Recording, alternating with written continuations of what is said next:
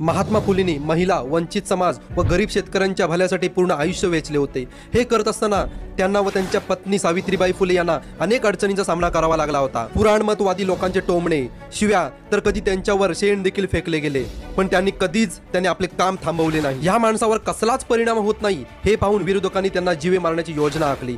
त्यासाठी 2 मारेकरी देखील पाठवले। त्या रात्री फुले दिवसभराचे काम आटपून आराम करत बसले होते। अचानक त्यांना कसला तरी आवाज आला। त्या अंधुक प्रकाशात त्यांना 2 आकृत्या दिसल्या। महात्मा फुलेंनी मोठ्याने विचारले, कोण आहे रे तिकडे? की एकाने उत्तर दिले, तुमचा निकाल लावण्यासाठी आलो आहोत, आज तुम्हाला यमसदनी पाठवणार आहोत आम्ही। तेव्हा महात्मा फुलेंनी विचारले, मी तुमचा असा काय अपराध केला आहे की तुम्ही मला मारण्यासाठी आला आहात? मारेकरांनी उत्तर दिले, काहीच नाही। महात्मा फुलेंनी पुन्हा एकदा प्रश्न विचारला, पण मला मारून तुम्हाला काय फायदा? त्यावर मारेकरी म्हणाले, तुम्हाला मारून आम्हाला प्रत्येकी 5-5 हजार रुपये मिळणार आहेत।